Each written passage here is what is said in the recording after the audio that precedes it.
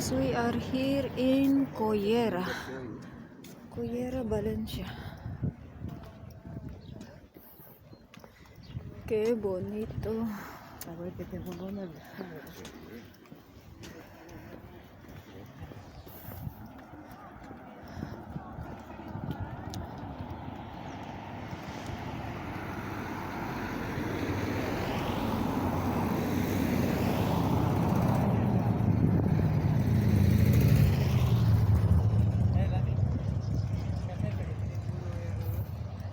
Y mira esta, tiene un camino para ir ahí, mira, ¿ves?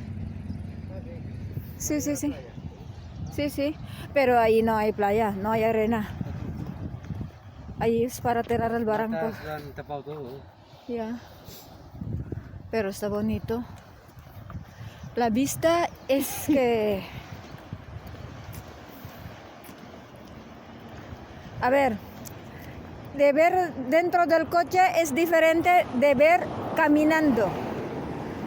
¿Eh? ¿Y qué ves caminando?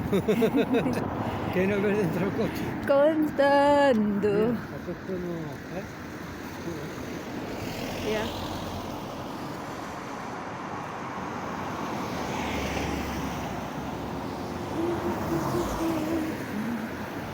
Ayan guys, nasa beach po tayo ng Cullera.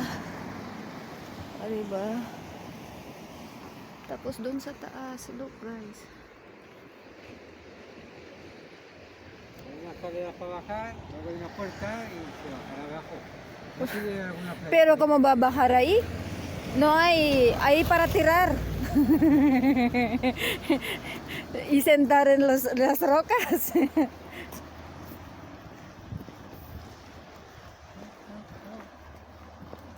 ¿Qué pasó? Ay, por Dios, qué bonito. Ya tengo color. Esa es la que estaba diciendo Blanca. Ese edificio es como está hundiendo. No, pues está ahí, pero abajo está piedra. O sea que, Bueno. se hundirá ese. Bueno. Antes se hundirá de viejo que crecerá el suelo. Ya. Es que es muy poco. Guys, yung building na yan, sabi ni hipag ko, yung building daw na yan is sinking. Pero I don't know guys, kasi masyado siyang malapit sa ano, sa tubig.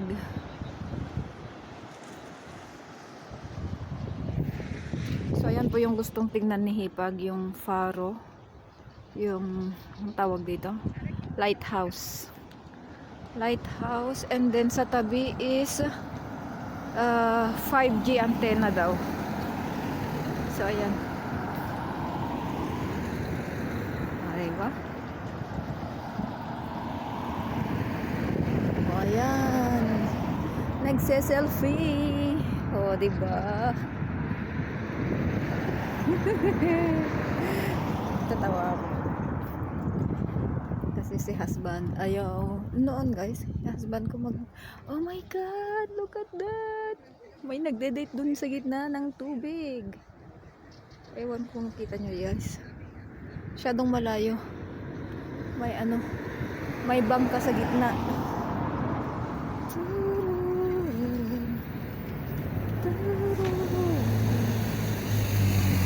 The Faro or lighthouse.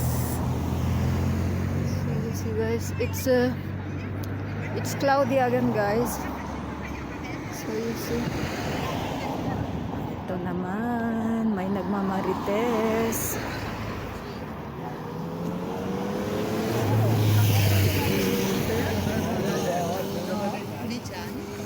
Sunday kasi ngayon guys, kaya may Cabo de Cullera. Yan, Cabo de Cullera. So this is the lighthouse guys. Ano ba yan? Nabubulol ako. This is the lighthouse guys. Kasi ito yung gustong tingnan ni hipag. Pero hindi naman yata pwedeng bumaba. Ang faro. Pero close siya guys. May deep well doon. You see guys, there's a deep well. And that is a rubber tree. And this is date. May date po. And doon guys, may nagde-date. Asan na? Masyadong malayo. Oh, yun. May nagde-date guys. Oh, tingnan nyo. Oh, perfect place.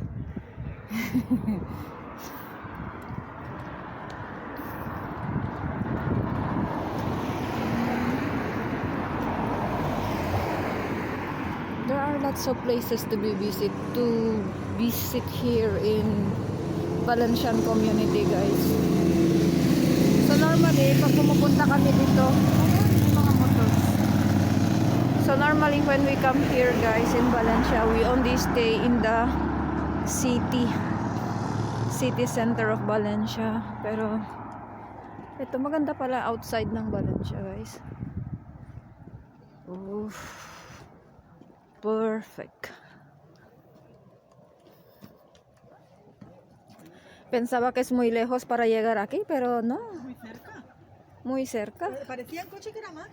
Sí. Pero para andar. Vamos por aquí en vez de ir por la carretera. Sí. Sí, guys.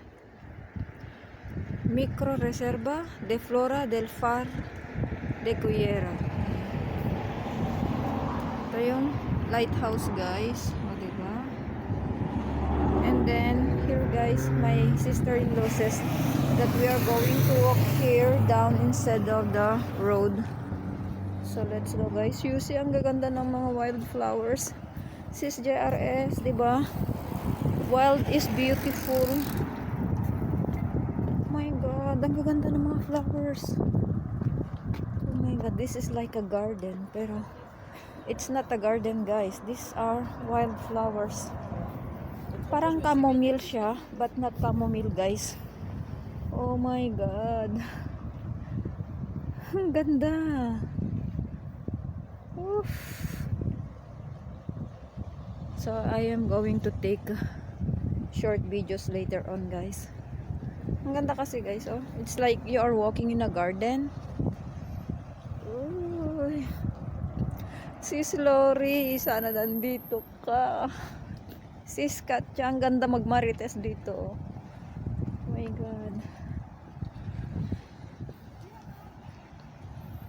Oh, diba? Saan ka pa?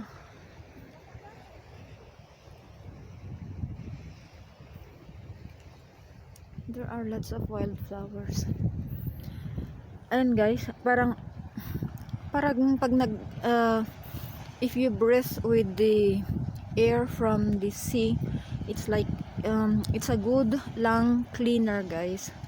So yung mga may problema sa mga bronchitis, pneumonia, yung mga ganun, ina-advise nila sa hospital na pumunta ka sa beach at mag-stay ka doon and breathe only the ito kasi pure na air.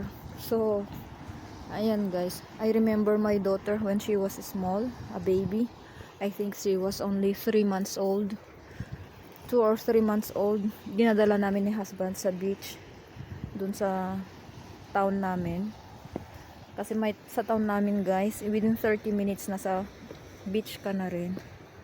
So ayun yung advice ng pediatrician niya noon, na pumunta kami sa beach para yung bata is masinghot niya yung air from the sea. Ayan. So you see guys, you see that one. Ang ganda ng flowers I should say. Wait na.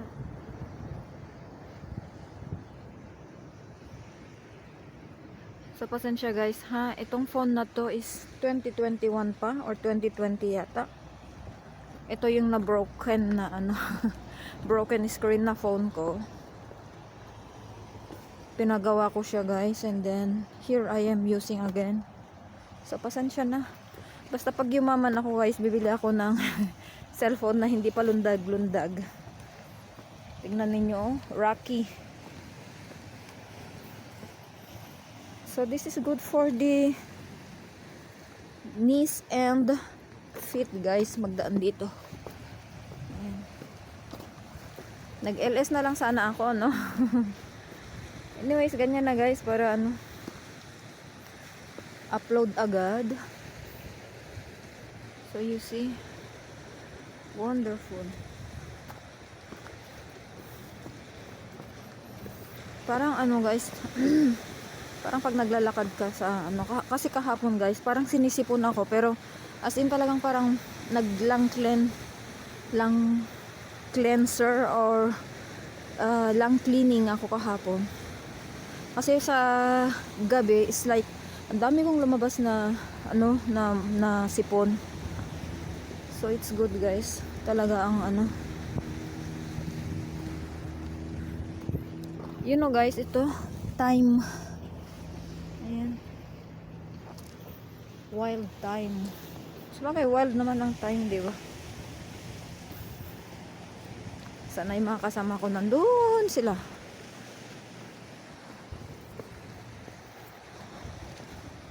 Very nice.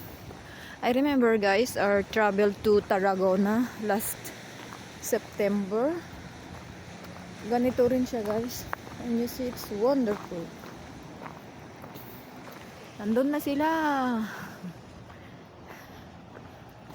Oh my God. Tingnan nyo guys, rosemaries. These are rosemaries guys. Kana kayo mga rosemary sa bundok lang. Pero sa ano pa rin, sa beach meron din pala. This is quite similar to our travel or trip to Tarragona last September guys. The only difference is that you see guys, this is the city. O, diba?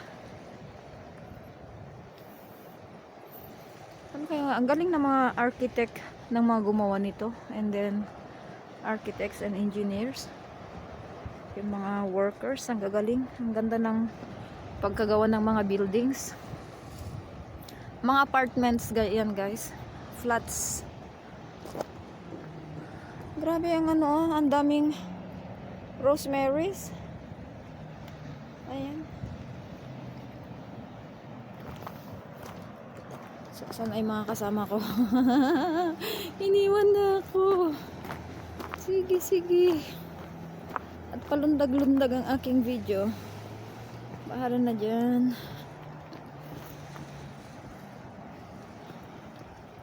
Ah, you see guys, asparagus. You see guys, these are asparagus. You see? It has 3. Ayan, may 4. Ayan, asparagus. May 4 na stems. And lots of rosemaries.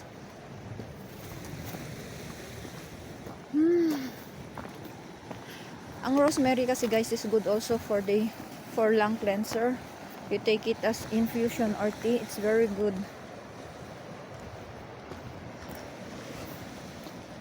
Ganda ng flowers guys. O diba? Wait, picture natin. Ayan. My God, ang ganda.